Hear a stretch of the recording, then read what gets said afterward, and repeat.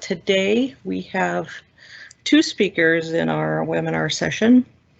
The first up will be Trevor Sample from the Illinois Environmental Protection Agency, and his presentation is implementing the Illinois Nutrient Loss Reduction Strategy. And just a little bit about Trevor. He has worked at the Illinois Environmental Protection Agency in the Bureau of Watershed Management section for 19 years. Serves as the agency coordinator of the Illinois Nutrient Loss Reduction Strategy. He previously worked as a project manager for the Total Maximum Daily Load Program and Section 319 grant program. Trevor grew up on an BS in agronomy at Illinois State University. Working at Illinois EPA, he worked in the seed production industry. Trevor has been a certified crop advisor since 2004. So I am going to go on mute, and Trevor, you can take it away.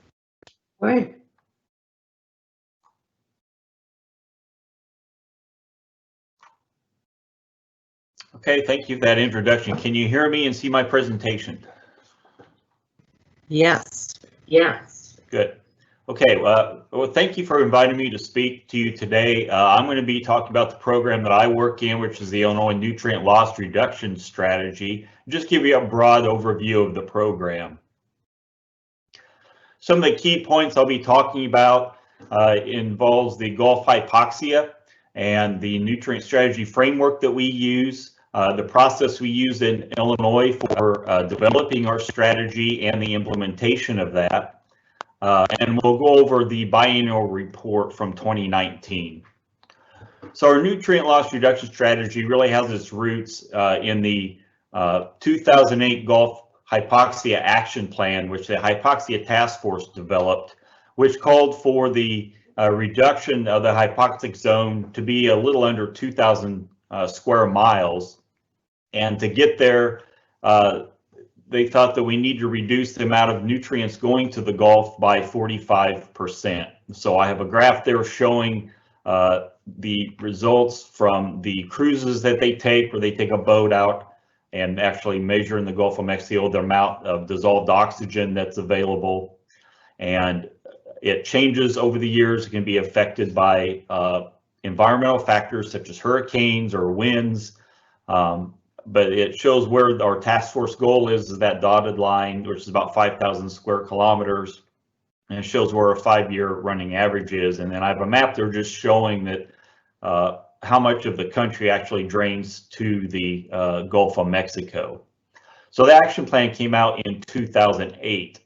Then in 2011, the US EPA Administrator for Water issued a memo to states that drain the Gulf of Mexico, calling for them to develop their own nutrient strategies, and listed these 8 elements here that should be in those strategies.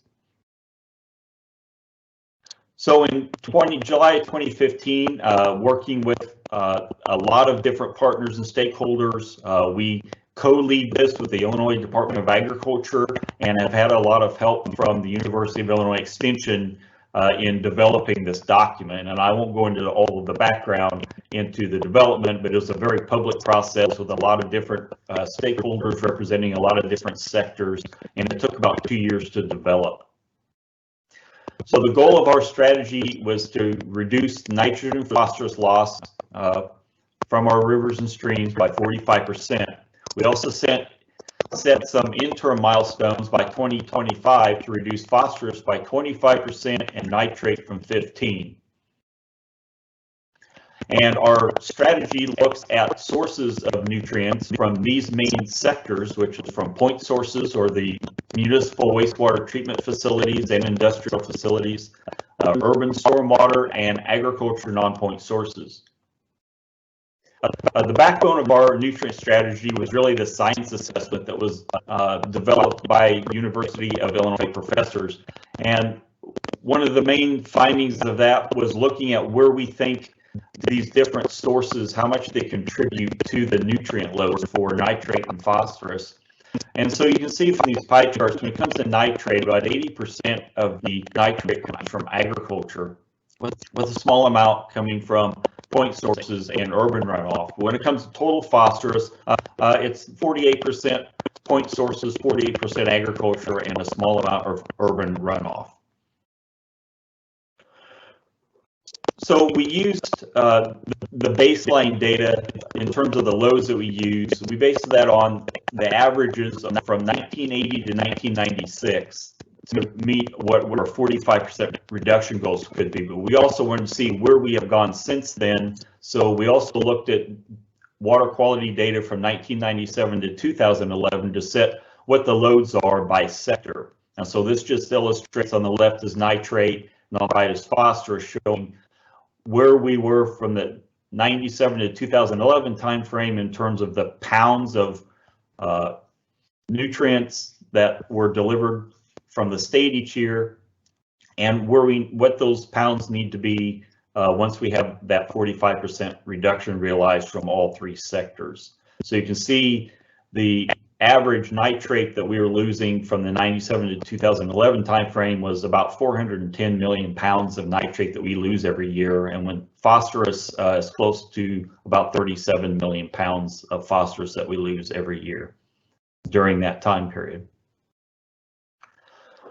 So the strategy addresses what each sector can do to try to minimize nutrient runoff. So in agriculture, we broke the practices out in infield, edge of field, and land use change. So these list the nitrate and total phosphorus practices that farmers can adopt on their fields to try to minimize the amount of nutrient loss. So things for nitrate include nitrogen management, such as using the maximum to return calculator to come up with their nitrogen rates, using nitrification inhibitors, split application of nitrogen using cover crops, for edge of field practices, things like wood chip bioreactors, stream buffers on non-tiled land and constructed wetlands, and then land use changes to perennial crops or something like the Conservation Reserve Program. And for phosphorus, for infield practices, recommends reduced tillage, nutrient management such as soil testing, cover crops, stream buffers for edge of field practices, and then perennial crops as well. For urban stormwaters, it's really more of an education and outreach strategy than anything, but it's focusing on tracking metrics through our municipal separate storm sewer system permits. These are stormwater permits that our agency issues to towns and cities that are of a certain size, and they have requirements to trying to reduce the amount of stormwater going into their system. We prioritize green infrastructure and prioritize providing technical and financial assistance for green infrastructure, urban stream bank stabilization restoration, and then we encourage stormwater collaboratives, and there are several of those that do exist in the state. From a point source perspective, our agency issues National Pollutant Discharge Elimination System permits, or NPDES permits, and we're really focusing on those what we call major dischargers, or those dischargers that discharge more than 1 million gallons a day of wastewater. And so we've been putting permit limits in those permits when certain conditions are met. We also require feasibility and optimization studies for nutrient removal from these facilities.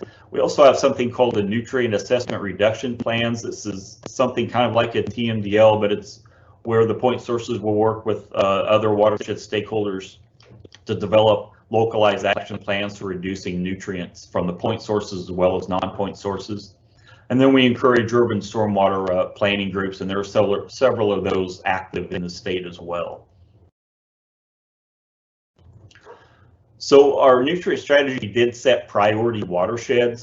This is prioritized by total loads, local water quality concerns, and where we had some active watershed plans already established. So those watersheds that are in orange are our priority watersheds for non-point source for phosphorus. Those that are in blue are non-point source priority watersheds for nitrate loss. The ones that are in hash marks are for point sources. And then the smaller ones that are in red, those are our source water protection areas where we had some total maximum daily loads already done for nutrients. So we have some established water quality goals to protect protect those drinking water, source water areas. So in terms of our structure of how we develop the strategy and more so how we implement the strategy, we have a policy working group that was set up from the beginning to oversee the development and now the overall implementation. It's made up of a diverse group of stakeholders from different sectors that I'll show you in a minute. But then we have also stood up a lot of other subgroups and subcommittees that I all have listed there, composed of organizations and people that are interested in those topics that sit in these work groups, and we meet throughout the year talking about subjects and issues with nutrient loss and how we can promote the strategy and meet our goals. So this is a listing of all of our working group participants. We have representatives from agriculture, point sources, stormwater and public water supplies, government, and environment and conservation groups. And this is really one of the strengths of our program is all of the relationships that have been built over time. Before the strategy, a lot of these groups just kind of operated in their own space, and this has provided a mechanism for everyone to get together and collaborate together on a single issue. And it's really the collaboration and these relationships between all these groups that really makes the strategy implementable. So the binary report was released in 2015, but we said in that report that every 2 years we would put out a biennial report that will show the progress that's being made in implementing the strategy. And we had our first one that was released in 2017. Our second one was released in 2019. And then this coming year in 2021, we'll be developing our next biennial report. So in terms of how we track and what we track, we developed this logic model that was very close to something that Iowa had did for their strategy. We had tweaked it a little bit, but basically it's the same thing, where we are looking at the resources that go into implementing the strategy, the outreach that's being done to implement the strategy, the land and facilities measurement, where we try to track the changes on the land in terms of what conservation practices are being implemented or the types of reductions we're seeing from point sources as a result of permit limits. And then we also track the water in terms of looking at our water quality data between our agency and the United States Geological Survey, so we can track loads over time to see if we're making progress. So that's a really quick overview of the nutrient strategy itself. I didn't get into a lot of details of the strategy itself, but I'm going to go ahead and give you an overview of the 2019 biennial report. And it's not so much for you to look at all the data that I present, but just to have an understanding of the type of data that we're tracking and the type of metrics that we're tracking and reporting on. So we have a science assessment update. For this last time, we looked at the loads and the water quality data to see are we making progress with the water. But I just want to stop for a minute and point out that 5 years ago, we collaborated with USGS to install what we call our super gauge network.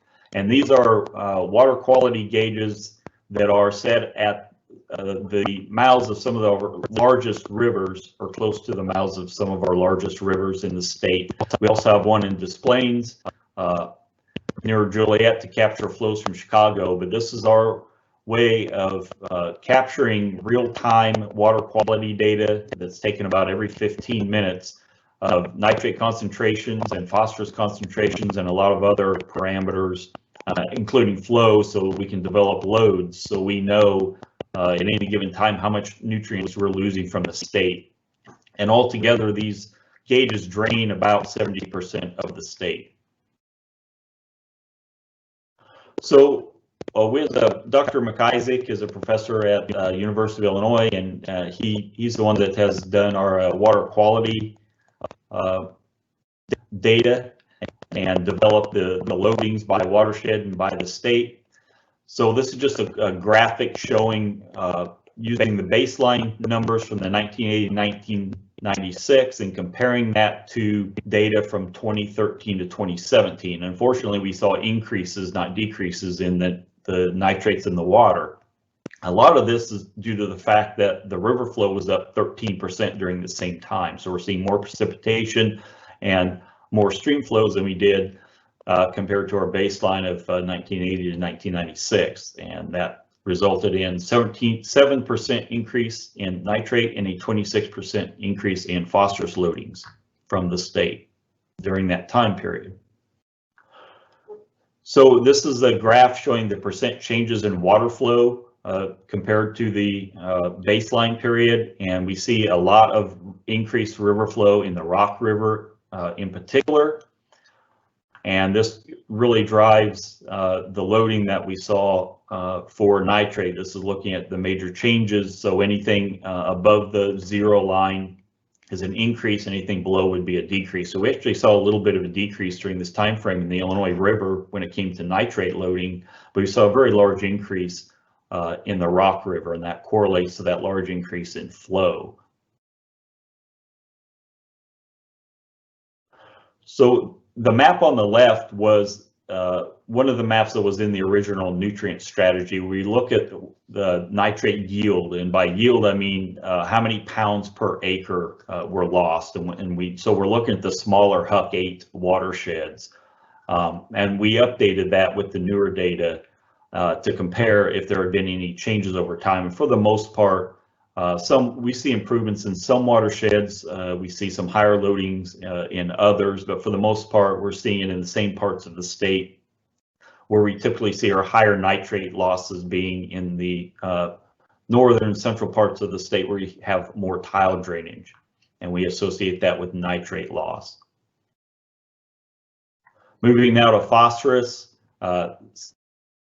Similar graphs as we saw for nitrate, where this time we see larger phosphorus loss from the Illinois River watershed. We saw about a 25% increase in the Illinois River watershed for phosphorus loss during the 2013 to 17 timeframe compared to the baseline. And we have a similar map showing the phosphorus yields comparing the baseline 97 to 2011 data that was in this original strategy with some updated numbers from the 2012 to 2017. This just provides a little bit of a summary where we did see that increase in flow, 13%, nitrate increase to 7%, and 26% greater increase in phosphorus. We did see some load reductions in certain watersheds and increases in others. So moving now to the agriculture sector of the biennial report. So you remember the logic model I showed. This is showing the resources and the outreach portions where we send out a spreadsheet to all of our partner organizations that they fill out, and they can tell us how much in funding they spent on nutrient related issues and how much staff time and how many staff they have working on these issues. So we're able to track that each year, and we present that in our biennial reports every 2 years. And then they also give us information on the outreach activities and how many people attended their different events, whether they were field days or workshops or conferences that dealt with conservation and water quality and nutrient loss.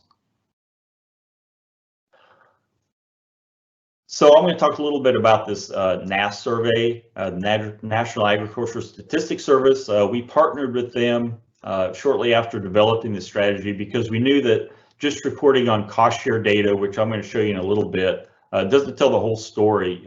You know, how do we know that a lot of conservation is already on the ground and is already going on and continues to go on and be implemented, but how do we know that? If it's done within a cost share program, we have that data from those state and federal agencies on that, but we really don't have a good handle of knowing what kind of practices are being implemented or the practices that are implemented that are recommended by the strategy. So we partnered with NASS to develop a survey that would go out to farmers that they would answer, and then they can use that statistically to tell us, extrapolate those numbers up to the state level.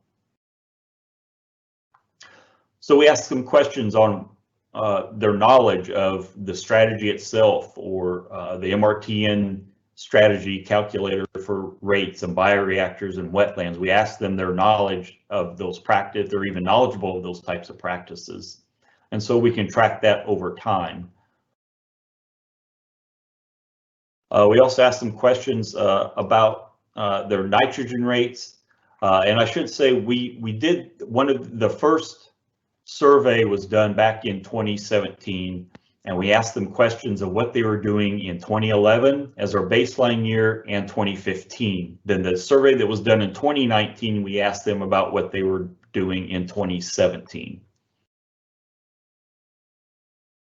So we asked them questions about if they applied their nitrogen in the winter, was a nitrification inhibitor used, same way for spring, and we break it up between tiled and non-tiled acres so we can track that as well.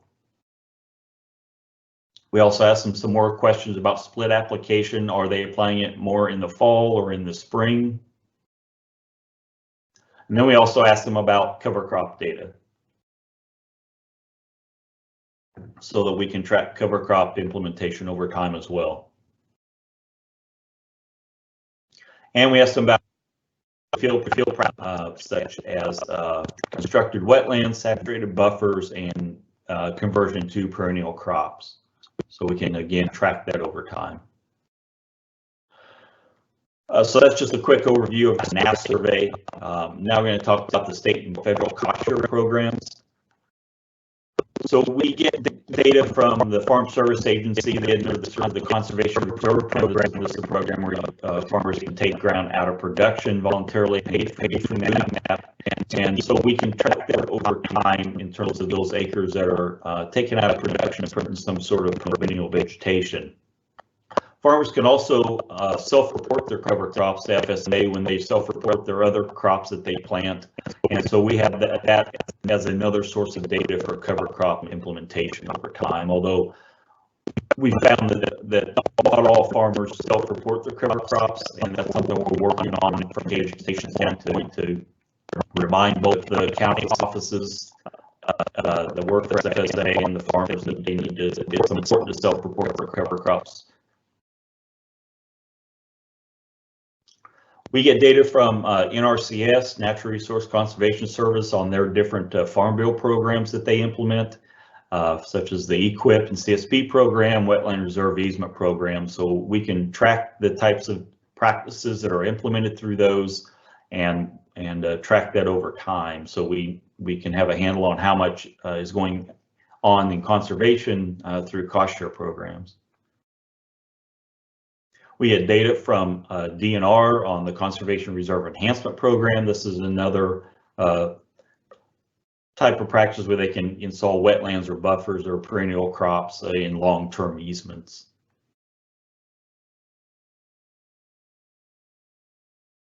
Department of Agriculture implements a program called Partners for Conservation, where they can distribute cost share money to the county soil and water districts.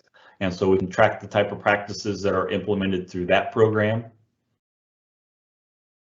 And they also conduct, in partnership with soil and water districts, a soil transect survey. And this goes back to the mid-90s, where they'll go out and do field surveys and note the types of tillage that's taken place, so we can track tillage over time as well.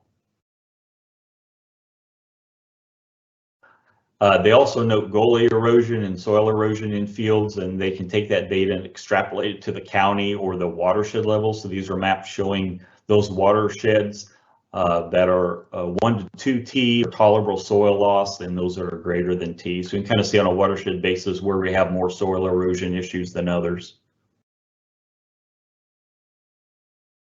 The Illinois EPA, we have the 319 non-point source grant program, which provides a 60-40 cost share for installing conservation practices and for writing watershed plans and those sorts of things. So we're able to look at the types of practices that are recommended in the strategy and note which ones that we got cost share through our program. Bioreactors, there's not a whole lot of those in the state. I think there's about 36 of those of the last count from the last one. We'll do another count for our report next year. There'll be another hand of those put in. They're mostly put in through research and through cost share programs, so we're able to get the locations of those practices so we can report on that in our biennial report.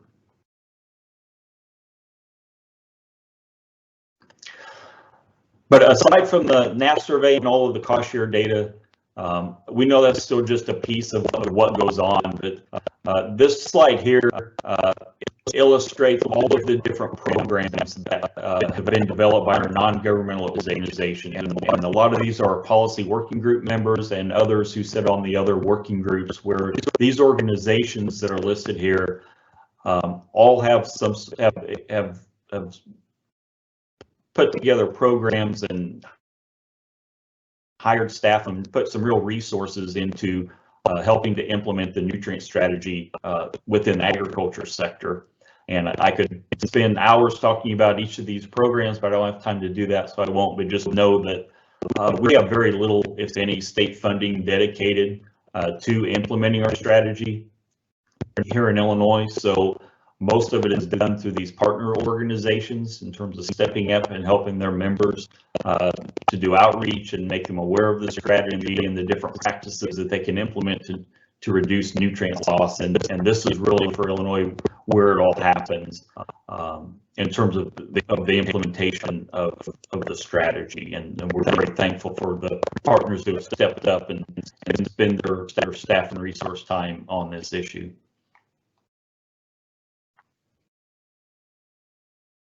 I'm going to move now to the point source sector.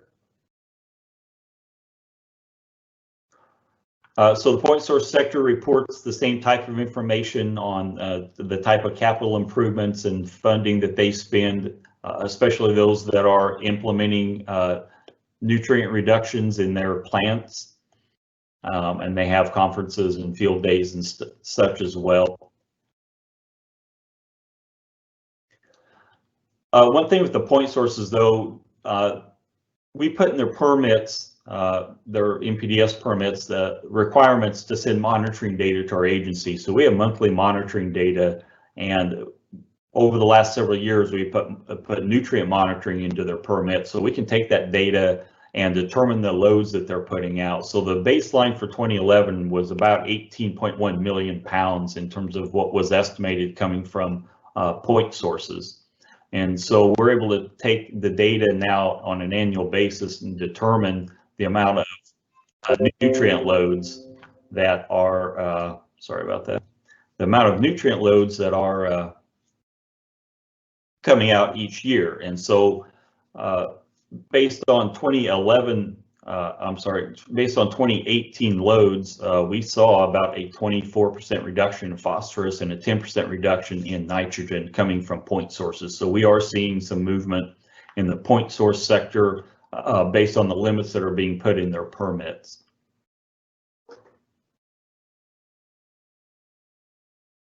So this shows some of the top 10 wastewater treatment facilities for total phosphorus removal. The Metropolitan Water Reclamation District, Greater Chicago, operates several plants in the Chicago area. The Stickney plant is one of the largest sewage treatment plants in the world. They discharge close to 1 billion gallons of wastewater a day. So this is just showing that some of these facilities that have nutrient limits, that we are seeing real reductions from what they were putting out before those limits. So we are seeing reductions from the source sector. We also count the number of optimization and feasibility studies that have to be done as conditions of their permit, so we can track that over time. So something called the section reduction plans, which I talked about, and I won't spend a lot of time on other than to know that those are going on and on. Most of them are going to be a couple of years. So we'll work on those ones. All the facilities that are required to implement these will do so. Moving now to the stormwater sector, we do track outreach and funds that are spent through urban stormwater through our partners who submit that data, where we'll track the types of practices primarily through our Section 319 grant program. Not only do we fund agriculture practices, we also fund urban stormwater practices. So we're able to track that over time through our grant program. We're also able to mine data from the MS4 permits in terms of the types of practices that all of these permit holders have. We have well over, it's several hundred. The number escapes me right now. We have several hundred MS4 permits that we issue. So we're able to mine that. They have to send us a annual inspection report so we can mine that data to determine the types of practices that are being implemented. So we added a chapter called Adaptive Management chapter in this binary report that wasn't in the last one. It's just a way to take a bigger picture look to see if we're meeting our goals. So we look at the water quality goals for the nitrate over time and phosphorus. And this shows some of the data that I showed earlier.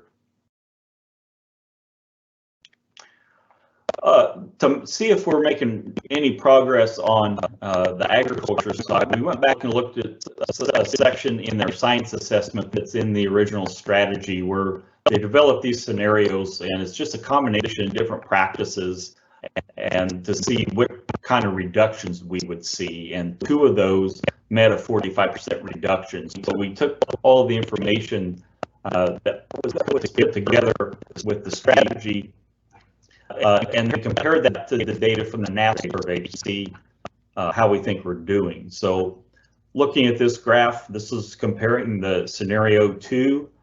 The blue bars are what was recommended in the scenario, and the orange bars what was measured through the NAP survey. The blue pins represent the interim reductions, and then again the orange bars are showing the data from the NAP survey, so we can kind of track over time how much of a certain practice in terms of acres we think we need to be and where we think we're at right now. And so we did that for scenario 2 and again for scenario 3. We are in the process of finishing up developing some additional scenarios, and so those will appear in the 2021 report.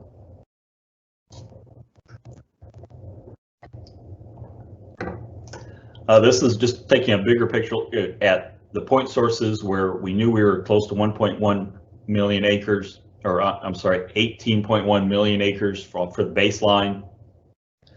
We showed that 24% reduction in 2018. And then we also said, what if all of these facilities meet 1 milligram per liter concentration for phosphorus or half a milliliter for phosphorus? What would those reductions look like? So this is looking long term. If all of the facilities met milligrams per liter of total phosphorus concentration, we'd be well below that 45% reduction on the point source side. So that's just a quick recap of the binary report. Moving forward, our policy work groups and other working groups continue to meet even during COVID this year. We moved all of our meetings, are usually in person, to online, and all of our groups met this year. We have collaboration among agencies and organizations needs to continue if we're going to meet our goals, and we continue to promote planning and implementation at the watershed scale.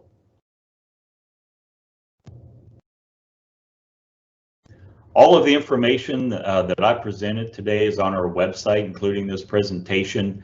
The original strategy is on there, our 2 binary reports, all of the work group meetings and their agendas and minutes and presentations are all available on our website. So if you want to know more information, I encourage you to go to our website and look that up, or you can contact myself at Illinois EPA. Christy Jones is the contact at Illinois Department of Agriculture, and Eliana Brown works at the University of Illinois Extension, and we work very closely with Extension. They take care of moderating and setting up all of our work group meetings and assist us in writing the binary report. So that's my presentation. I'll be happy to take any questions. So you mentioned working with a lot of outreach organizations, and I gather that would be the way that you actually work with farmers, so to speak. I'm just wondering what kind of response are you getting from farmers? we had a speaker, Chris Jones from Iowa, and with minimal regulation in the nitrogen numbers are not coming down. I think they're actually going up some. So just curious what the response is. Unmute yourself there. Unmute yourself there. It's varied. I think, you know, we talk a lot about farmers in terms of you have your early adopters and middle adopters and late adopters. So you get guys at field days who have been doing some of these practices for a long time. You get the ones that are curious. It's really reaching those that are more your late adopters, and how you get those middle guys to take an interest in those practices and then to start implementing. But you know, you got to realize that it is a big leap to go from no-till, you know, to no, never out to try and cover crops. I mean, there's some significant economic investment and management investment in implementing some of these practices. So we know it's a big. That's why we partner with our agricultural organizations.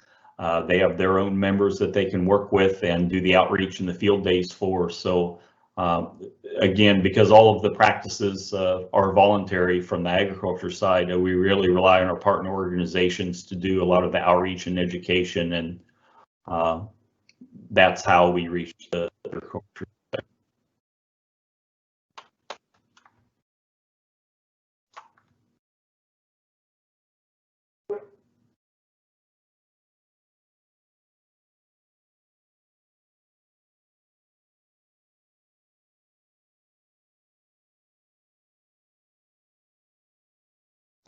Whoops, sorry, I was actually asking a question.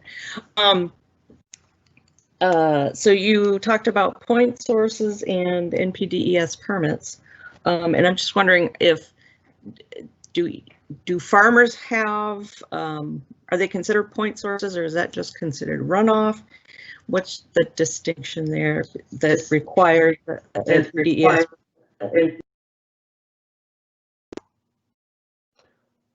Well, yeah, the sewage treatment plants are what we consider a point source, and farmers are, for the most part, what we consider non-point source. The only time agriculture is considered a point source, as far as I know, in Illinois, is if they have a large confined animal feeding operation and they meet the conditions to needing an NPDES permit. But crop agriculture is not permitted; they're not considered a point source. Tile drainage is not considered a point source; it's all considered non-point source. Okay, thanks.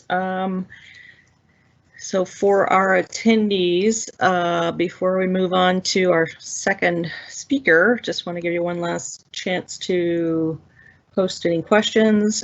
Sorry about a little bit of the breakup of the audio.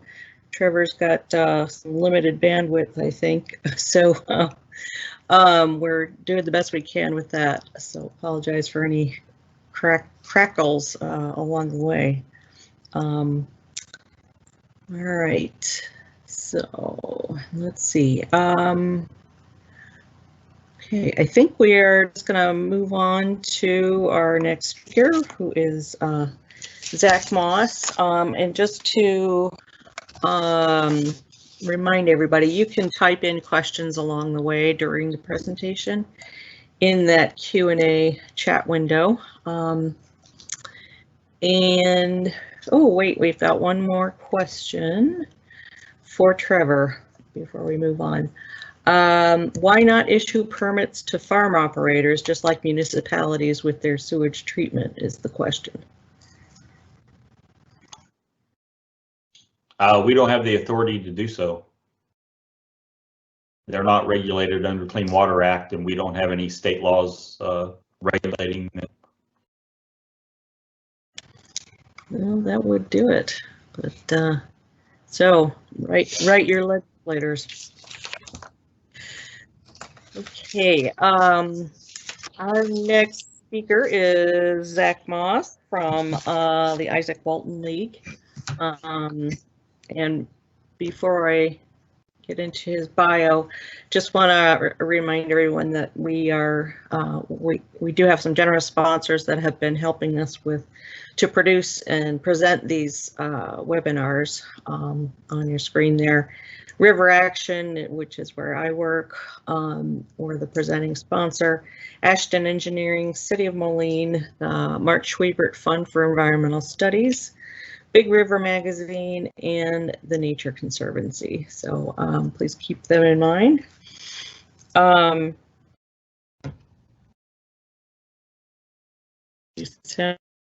Zach Moss is the Save Our Streams coordinator at the Izaak Walton League of America. Zach recruits, trains, and coordinates volunteer water quality monitors in Iowa and surrounding states. In addition to Save Our Streams, also helps grow and coordinate other various Izaak Walton League community science water quality projects. Zach holds a Master's of Natural Resources degree from the University of Iowa and received his bachelor's degree in environmental science from Central College in Pella, Iowa.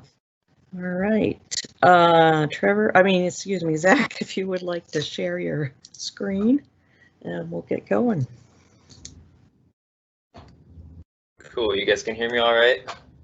Yeah, that looks good too. All right. All right, and then you can see that. All right, perfect. So thanks guys for taking time to join today.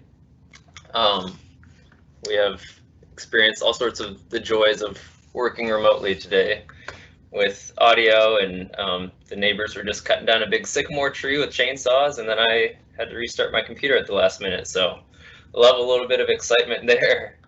But anyways, I'm going to talk to you guys a little bit about what we do at the Izaak Walton League as far as volunteer water quality monitoring, and how we recruit and engage volunteers in water quality issues and kind of get them involved in these things.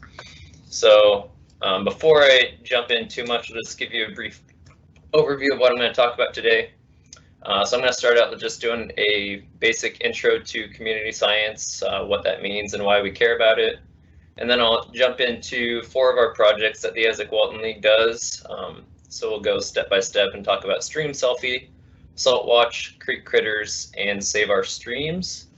And then lastly, I'll just wrap up with a slide about some of our recruitment and retention methods of how we reach these volunteers and how we try to help keep them going along the way. All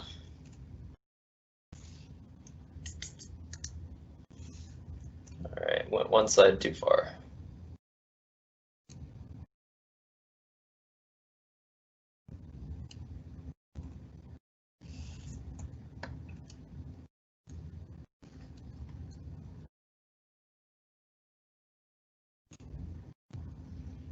Well, there it is. All right. So what is community science? Well, first of all, I want to tell you guys a little bit about who the Izaak Walton League is and why we care about this. My office chair just busted. It's okay.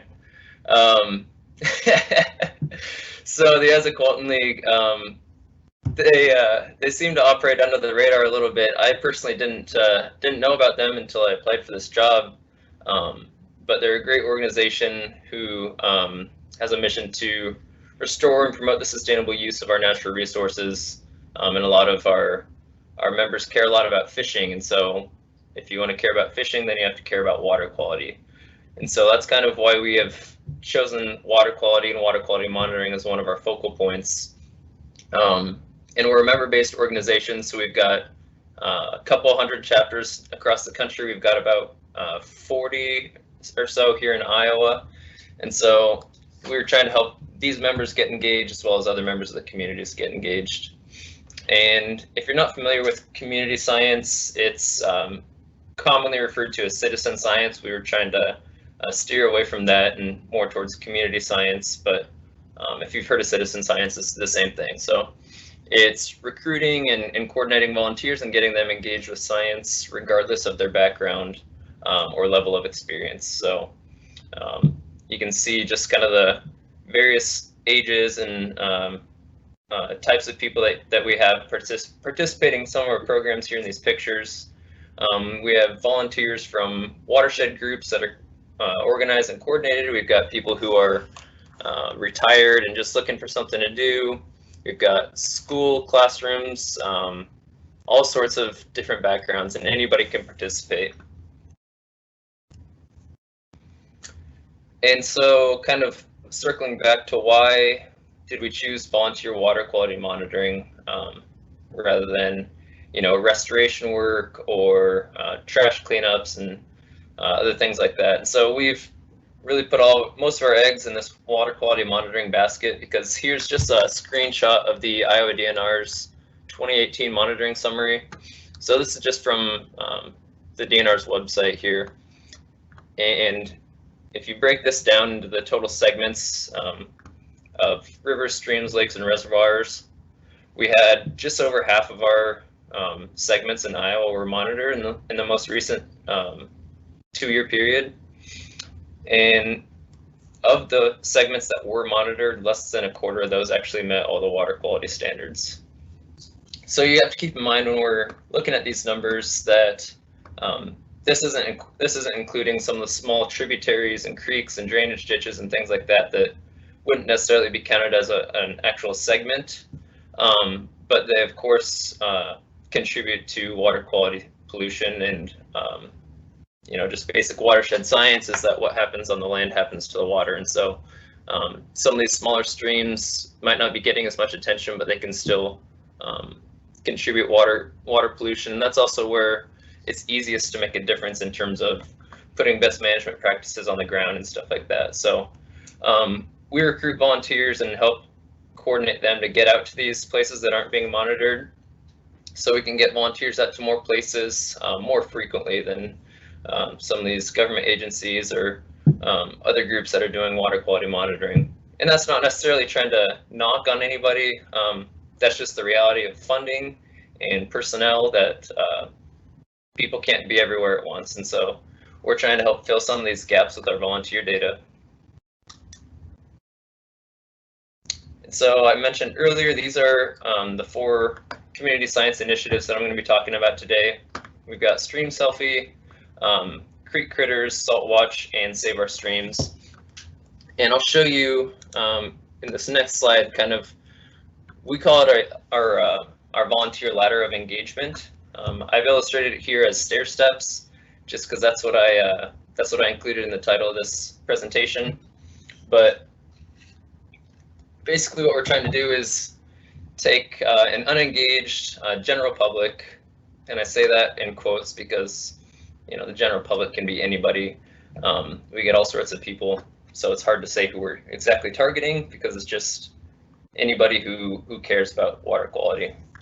So we're trying to take these unengaged people with little or no knowledge of water quality issues, and then through our community science projects, as well as the associated outreach and engagement we do with these people as they participate in our programs, hoping to move them up these stair steps into people who become knowledgeable advocates for clean water, as well as community organizers and educators. So equipping them with knowledge and getting them out into the water and getting familiar with the stream and forming connections so that they can actually care about this resource in their community. All right, so at the bottom of our stair steps would be the Stream Selfie. There we go.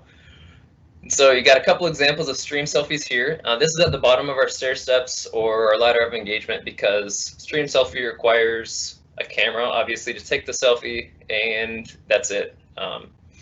So what it is, we get people to submit pictures of a stream. We've got a Girl Scout group here on the bottom left. Oops, I think I went one slide too far. But we get people to submit pictures next to their streams, and when they do that, they include a little blurb about why the stream is important to them, just kind of forming that connection with the water and the watershed, and then sharing that. But also when they submit these selfies, they give us information about whether or not this stream flows year-round which was really important with the latest update to the Clean Water Act, with classifying intermittent streams and things like that. And then we also have them submit information about trash presence. So it's kind of easy to, if you're out for a walk along a trail by the stream, or you're out fishing, or whatever it may be, to snap a cool picture. A lot of people like to take pictures of streams anyways, and then they can submit it and give us some some valuable information about why they care about the stream, but also what's happening there. So we've partnered with an organization called SciStarter to do this, and SciStarter just specializes in community science projects. So we are not, the Izaak Walton League and Stream Selfie is far from the only project that SciStarter does, but it is one of their more successful projects. And so we have a link to this on our website, and you click on it and it'll take you to the SciStarter website, which you see here. And you can click, all you have to do is click participate, and it'll take you to a form where you can upload your picture and answer those few short questions. And then you can also view the map of the results.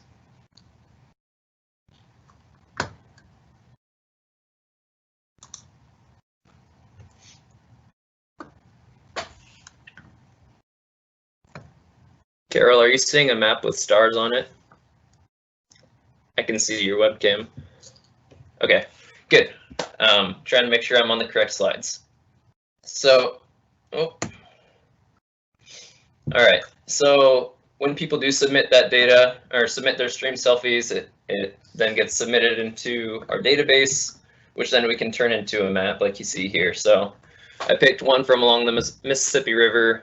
This person's up around the Dubuque area. I don't know if anyone recognizes this guy, but you can see they added a little caption about information about the stream as well as why it's important to them. And we've got results that have come in from all across the country, including Alaska. We've got a couple from Canada, and we even had one from over in Scotland or Ireland, one of those places over there. But it's kind of cool that it's spread across the ocean, even though we're only the Izaak Walton League of America.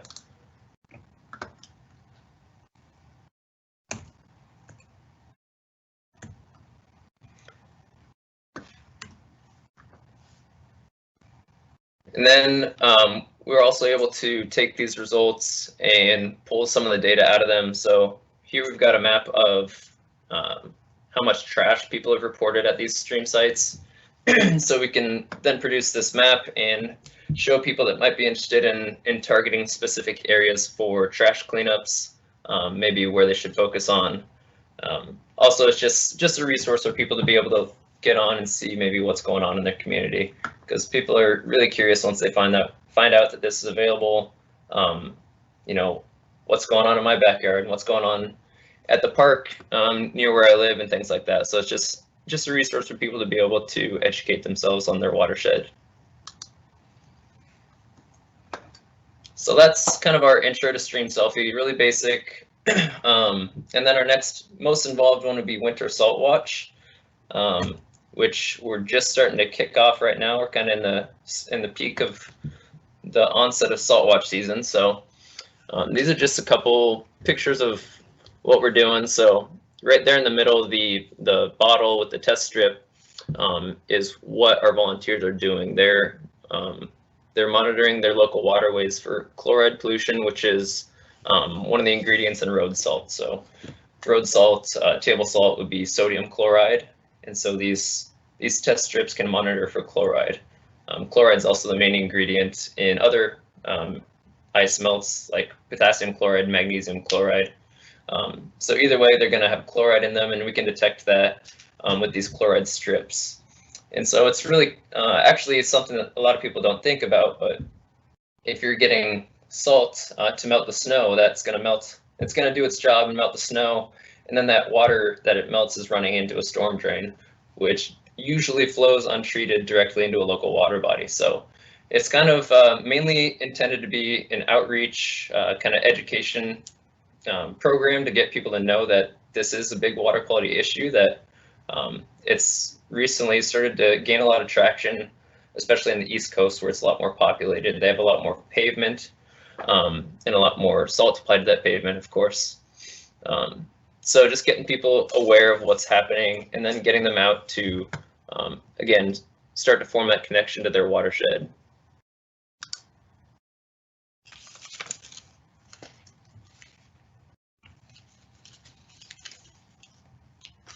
All right. There we go. So you can go online.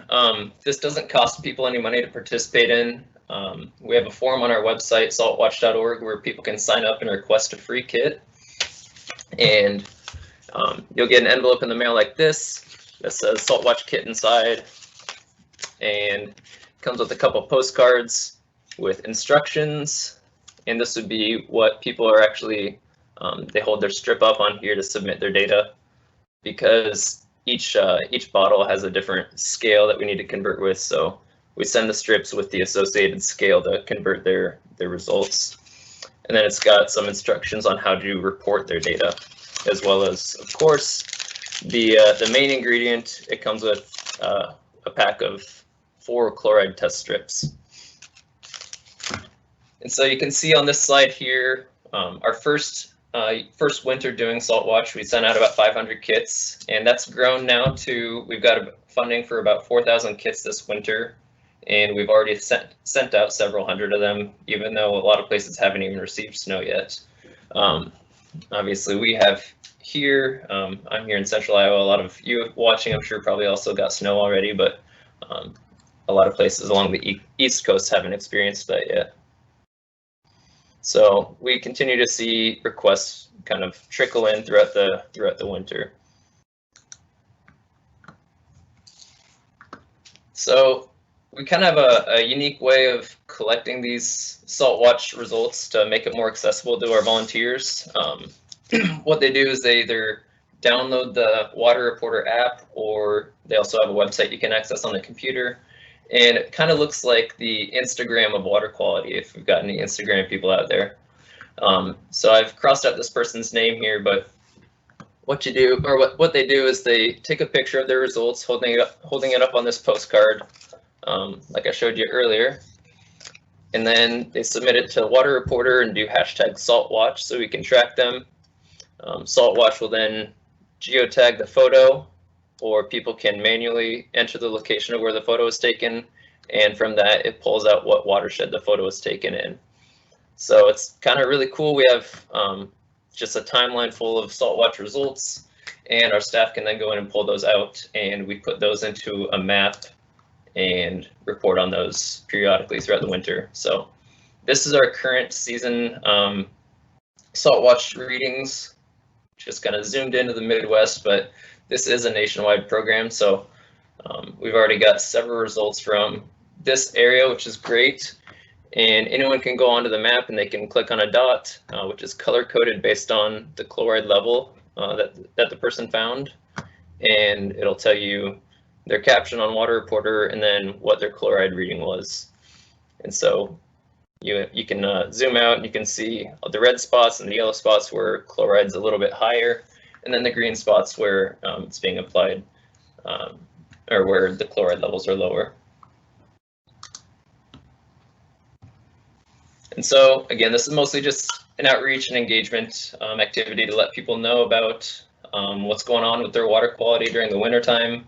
We're not obviously advocating to stop salting roads, but we do encourage people to advocate for smarter salt practices as far as timing of application and application rates and things like that.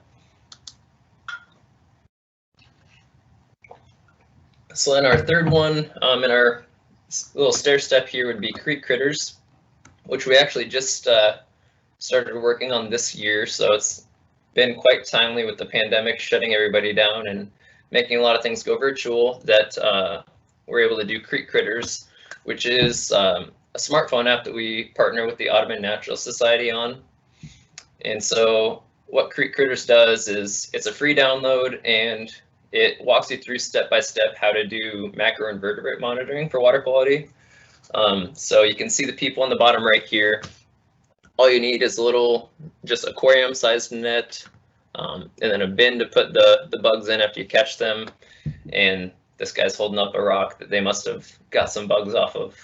But it walks you through step by step with illustrations of how to collect the bugs, how to actually get them in the net and then get them into the tub. And then after you've collected the bugs, it'll walk you through a step-by-step identification process. So you can see this stonefly here.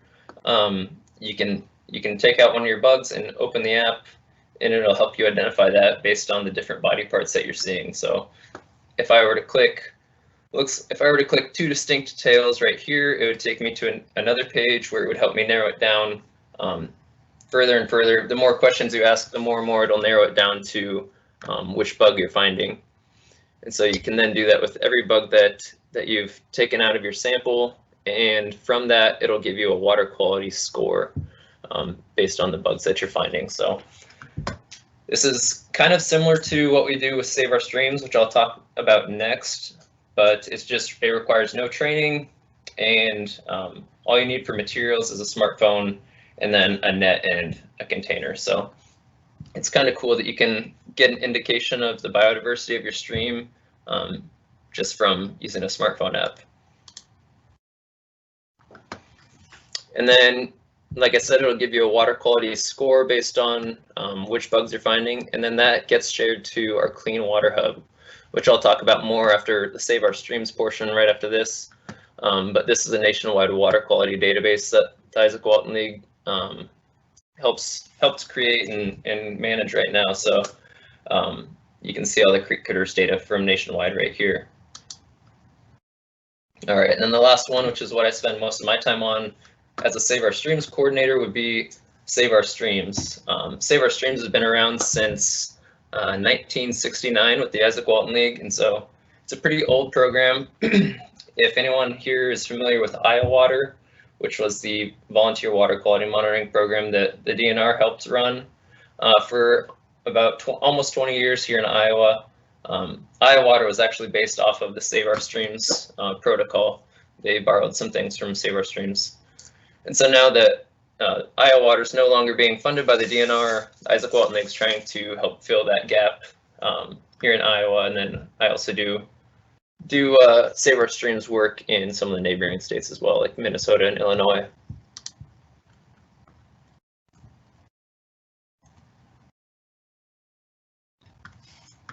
All right, hopefully it doesn't switch slides on me again. But this one, Save Our Streams, is quite a bit of a step up as far as time commitments and things like that. So in order to do Save Our Streams, you have to attend a training.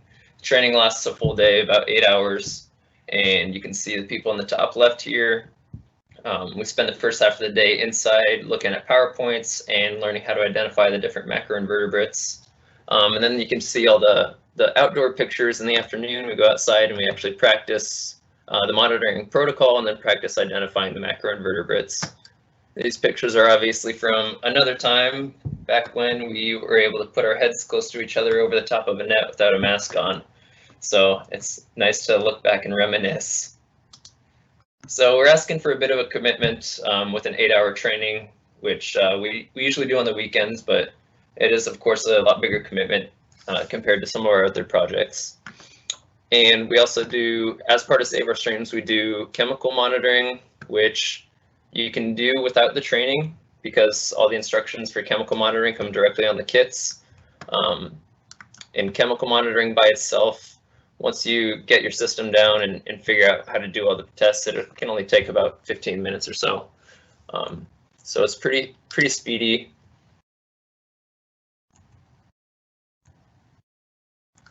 However, what gives us our macroinvertebrate biodiversity data is the time-consuming part. So you can see here, people have to obviously collect the macroinvertebrates out of the stream. Oh man, it's jumping all around. So people collect the macroinvertebrates out of the stream, and then from there they sort through them and identify the bugs that they've found. And then you can calculate a stream biodiversity score based on the bugs that you're finding. So this will take anywhere from 1 to 2 hours, depending on the group and depending on your situation. But each time you go out, it's going to be a lot more time consuming than just doing the chemical monitoring or any of our other projects by themselves. However, it does give us really good quality assured biodiversity data for our streams. And we only recommend doing the macroinvertebrate monitoring twice a year. So that's kind of helpful for our volunteers to only have to make that commitment twice a year. But it can give us great information about some of the longer term water quality trends that have been going on in that stream, whether or not there's been a chemical spill or a fish kill or something in the past, you know, because that would affect our macroinvertebrate populations, which are at the bottom of our food chain.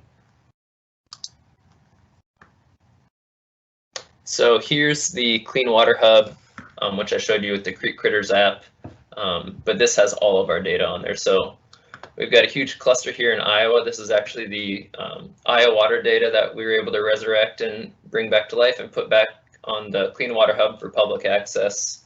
And then we've got a ton of results as well from the Mid-Atlantic, where our national headquarters is. But this is a nationwide program, so anybody can participate. Anybody can do the macroinvertebrate monitoring across the country as long as they've been trained. And then anyone can also do the chemical monitoring, whether they've been trained or not. Just because, like I mentioned, the instructions for how to do those are printed directly on the bottles and the kits themselves. But this is a really important tool for us because in order to keep these volunteers engaged, they need to have a reason why they're doing it, because it is fun to get outside and look around in the water and learn about what's going on in your backyard. But we also submit our macroinvertebrate data to the EPA's Water Quality Exchange. So that can be used in decision making for water, you know, water quality legislation and decisions on a policy scale. But then also you can see the URL up here. You can copy and paste this and share it on Facebook, send it in an email to your city council or whoever the relevant group is. But you can educate the community about your water quality just by sharing a Clean Water Hub site. So if you were to click on one of those points, this would be a site called Case Lake Inflow, and it's really nice. It color codes the data that you're finding. So this is, I think I clicked on reactive phosphate. So it's just a random site that I clicked on Iowa, but it'll color code and it'll track trends over time with the data that you've been finding. And so that's really nice for people who, as a citizen science program, might not be experts in water quality, or if you're sharing this with people who haven't been trained or aren't as interested in water quality, they can learn just by going to the site. And you can click each of these parameters to learn more about what, you know, if you want to learn about pH, you can learn what it is and what affects pH and things like that. So you can do that right on the site, which is really nice.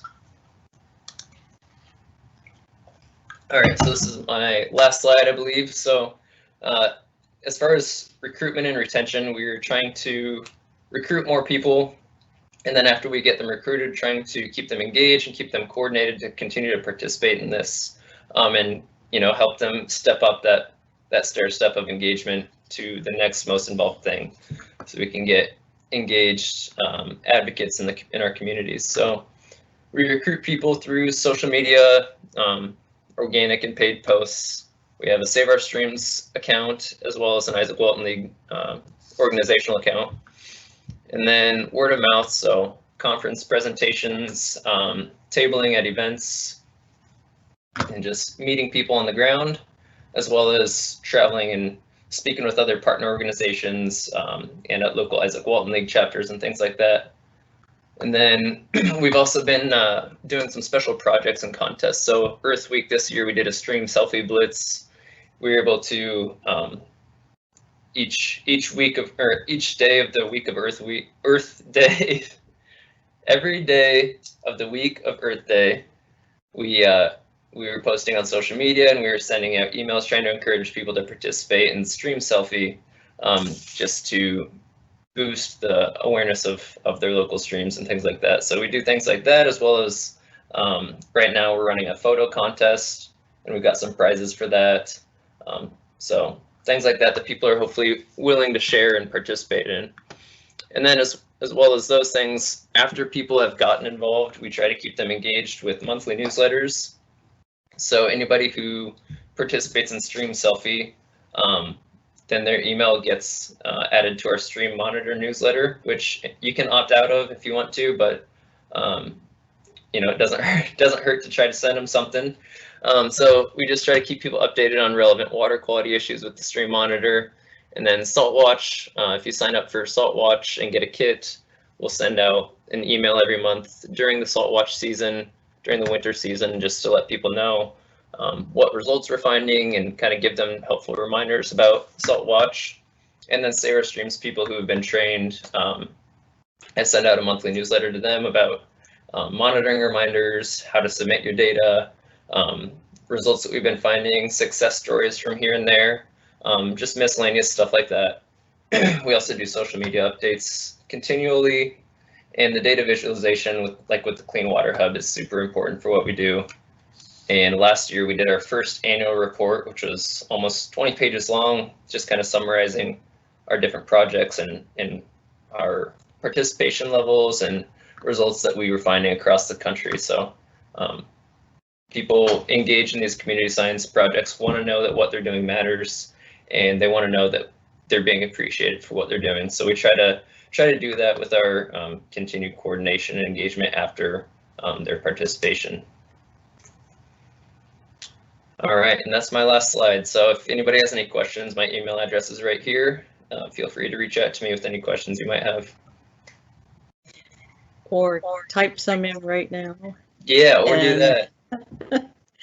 But Zach, I have to apologize. I didn't put your video feed up in time for you to show the envelope. So maybe you can do that again in the postcards. Yeah. Is it showing right now? Uh-huh. Okay. I wasn't sure. Yeah, so if you request a Salt Watch kit, you just get an envelope like this in the mail. We mail it right to you, so you don't have to go out and get it from anywhere. It's real nice. And it comes with your 4 chloride strips, so you can get a chloride result from your stream site in the fall before it snows, right after snow, right after a melt event, and then right after a rainfall or something like that. So you can get several different results. And it also comes with the postcard, which you saw in some of those pictures, which you snap a picture of to submit your results, and a nice little informational postcard about how to submit your results. And on the back of the other one, it also tells you how to actually use the chloride strips. So if you're totally new to it, then all you have to do is read the postcards, and it has everything you need there. Okay, thanks. Yeah. I didn't want to deprive folks of the show and tell part, so Thanks. and I'm curious, sound like great programs for citizen science or community science. How large is the Izaak Walton League membership? Oh, it's a nationwide organization. Most of our members are concentrated in the Mid-Atlantic and then spread across the Midwest, Iowa, South Dakota, Indiana, Illinois. And I believe we've got about 40,000 members nationwide. Wow. Okay. Yeah. That's great. And I know when we were doing our pre-testing, you mentioned you have responsibility for a number of states. What were they again? Yeah, so a lot of my time is spent in Iowa, but I also do stuff in South Dakota and Minnesota, Wisconsin and Illinois. We don't do a whole lot in Nebraska and Missouri for whatever reason. We don't have many chapters in Nebraska, and we have none in Missouri. So, and Missouri has also got a great volunteer water quality monitoring program run by their state. So I do a little bit in each of those states. Great. All right. Oh, and the trash map we're showing, are those over in that SciStarter website, or are they on like Izaak Walton League or? Yeah, that would be on the stream, iwla.org/stream selfie. Oh, it's under, okay. Those are hosted on our website just because that was created by our staff who took the data and put it into a GIS online map. Okay. Great. All right. Okay, for our attendees, last chance to send in a question. Otherwise, you're gonna have to chase Zach down on your own. So, well, thank you so much, Zach, and I know Trevor's still on here, but muted. So, and Trevor as well. Water quality is something I think all of us that are listening are concerned with, and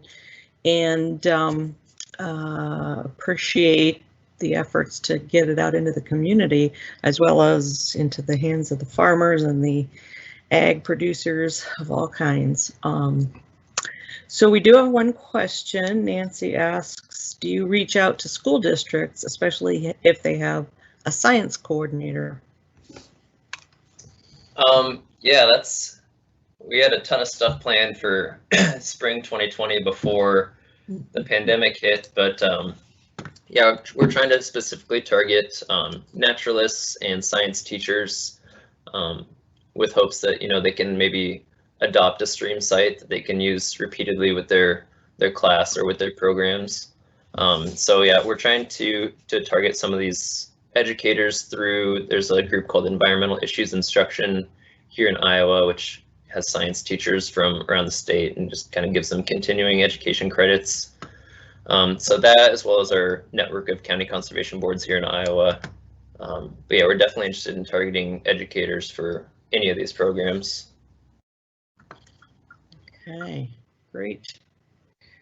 Okay, I think that is it. That's the only I've seen coming in. So again, thank you to both our speakers today. Thanks everyone for your time. Yeah, we have one more webinar coming up, and that's on Thursday. So same time in 2 days from now, the final one.